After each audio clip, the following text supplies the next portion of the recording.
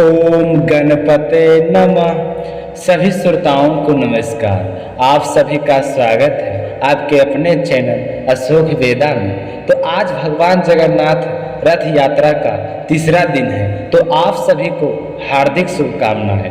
उड़ीसा के पूरे क्षेत्र में भगवान जगन्नाथ जी का मंदिर है, जहां जगत के नाथ भगवान जगन्नाथ और उनके भाई बलभद्र और बहन सुभद्रा की मूर्ति विराजमान है।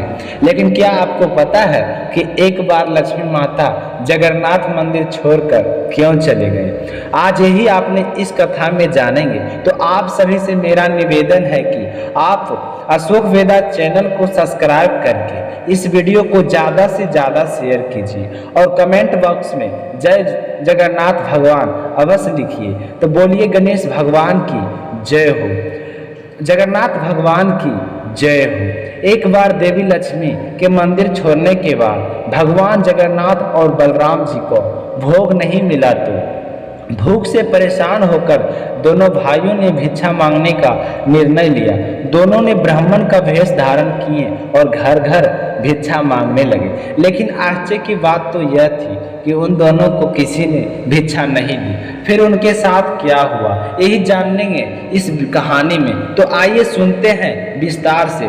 पुरानी कथा के अनुसार एक बार देवी लक्ष्मी अपने भक्त श्रेय चंडाल के घर उसे आशीर्वाद देने के लिए गई थी। जब वह उसे आशीर्वाद देकर उसके घर से निकली तो उन्हें भगवान जगन्नाथ और भाई बलभद्र ने उसे देख लिया।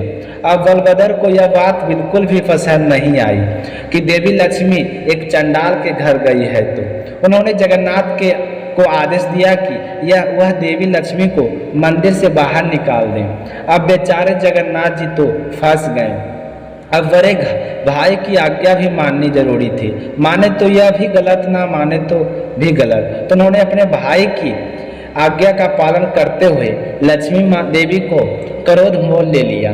लक्ष्मी माता को जाकर कहा कि तुम इसी वक्त श्री मंदिर से चले जाओ, यह मेरा आदेश है। तो यह सुनकर लक्ष्मी माता को बहुत ही दुख हुआ, लेकिन दोनों भगवान जगन्नाथ से कोई सवाल नहीं किए और उसी समय अपने ऐसे और सेवकों के साथ मंदिर छोड़कर चले गए। तो उस दिन तो भगवान जगन्नाथ और बलभद्र सो गए। लेकिन जैसे ही सुबह हुई तो बलभद्र प्रातःकालीन भोग की प्रतीक्षा कर रहे थे, लेकिन कोई भोग लेकर नहीं आया। तो उन्होंने जगन्नाथ जी से पूछा कि जगन्नाथ, आज क्या बात है, भोग आने में इतना विलंब क्यों हो रहा है?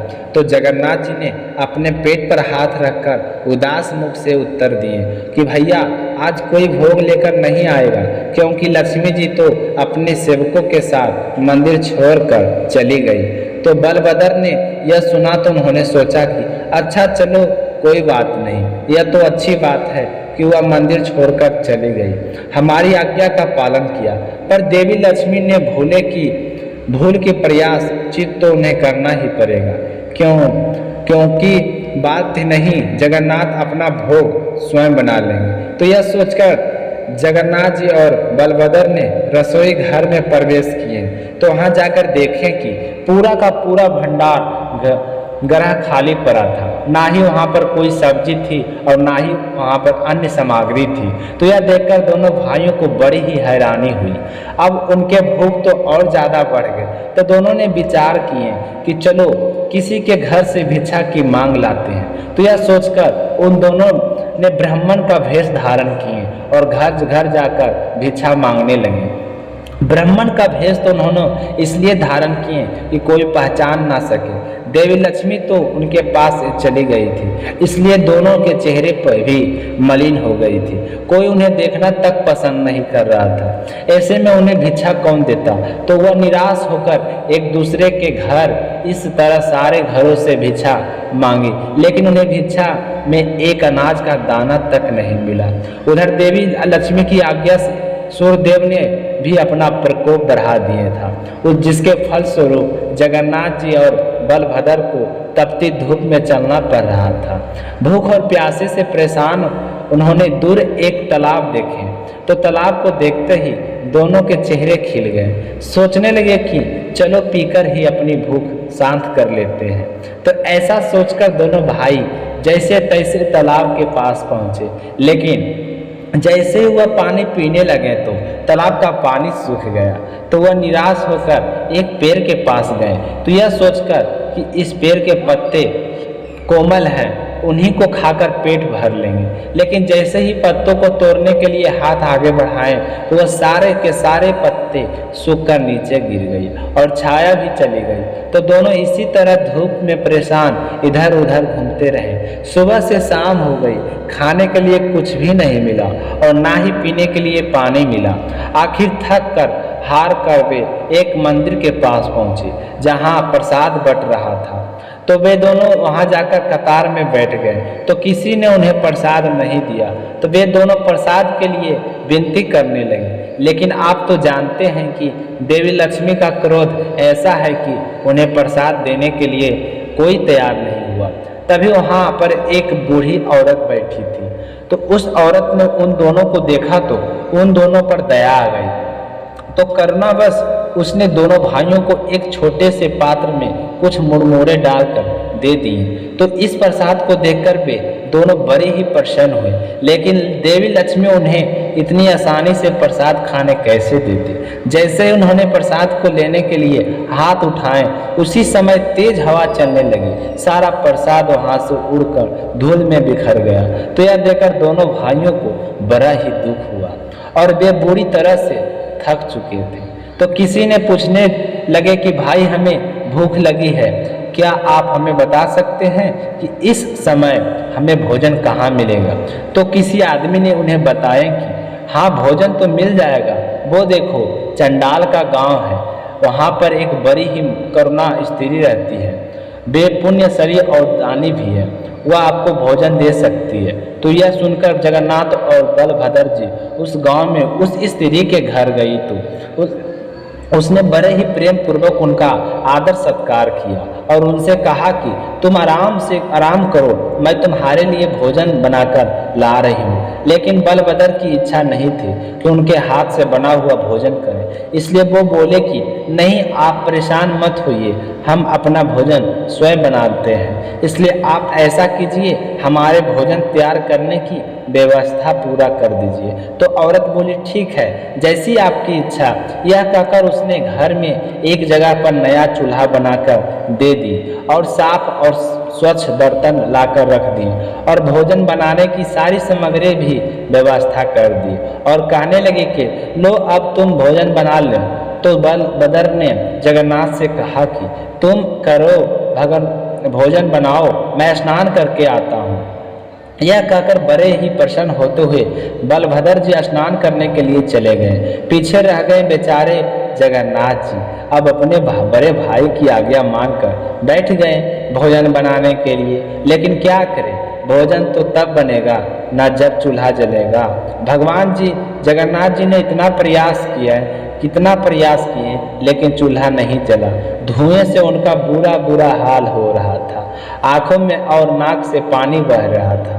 तभी बलभद्र जी स्नान करके आ गए। सोचकर बड़े ही प्रसन्न हो रहे थे कि चलो अच्छा है, पूरा दिन बीत गया, अब तो खाने के लिए कुछ मिलेगा।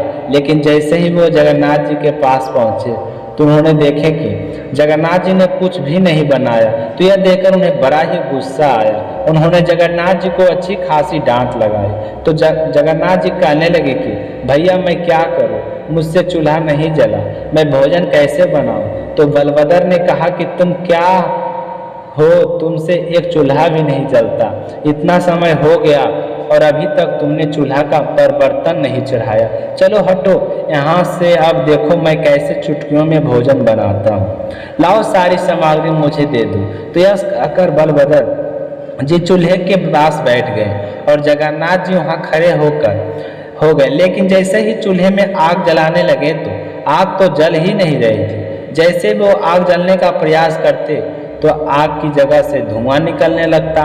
बारंबार प्रयास करने के बाद भी चूल्हे को नहीं जला पाए। पूरा घर धुएं से भर गया। सारे लोग हंसने लगे।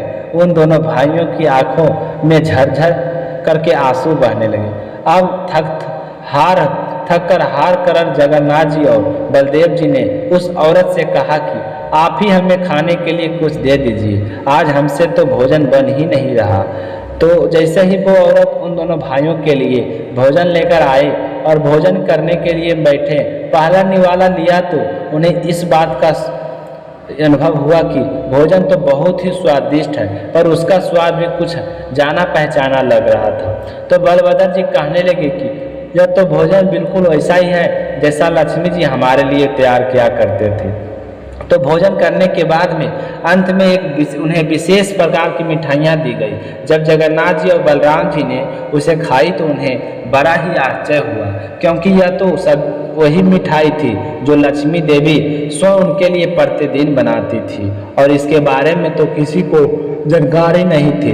तो इस महिला ने उस मिठाई को कैसे बनाया, यह दोनों भाइयों को हैरानी होने लगी। तो दोनों एक दूसरे से कहने लगे कि हो ना हो, देवी लक्ष्मी जब से मंदिर छोड़कर आई है वह जरूर यहीं पर रहती है और यह वही भोजन बनाई है, वरना इस औरत को कैसे पता चलता कि भोजन के बाद जगन्नाथ जी और बलराम जी एक विशेष प्रकार की मिठाई लेते हैं। अब दोनों भाइयों को अपनी भूल का एहसास हो गया और खासकर बलभद्र जी को ज़्यादा हुआ।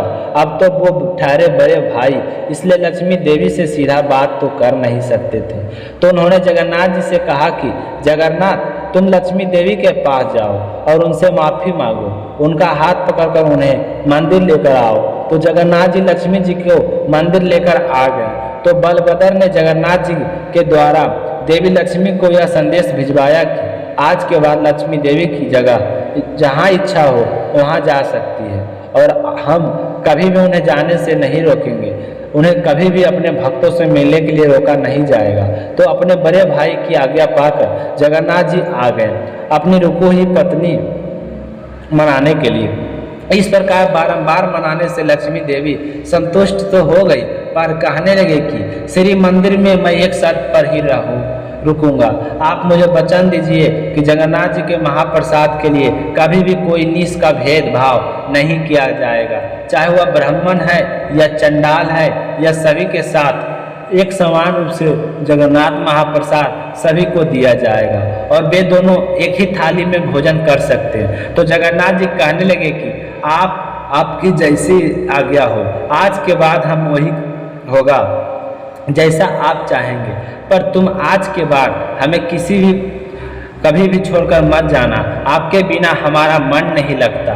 तो जगन्नाथ जी की यह बात सुनकर लक्ष्मी देवी मुस्कुरा दी। बोलिए जगन्नाथ भगवान की जय, बोलिए देवी लक्ष्मी माता की जय। तो आज की कथा आपको कैसी लगी कमेंट करके जरूर बताइए। आप सभी को बहुत बहुत धन्यवाद।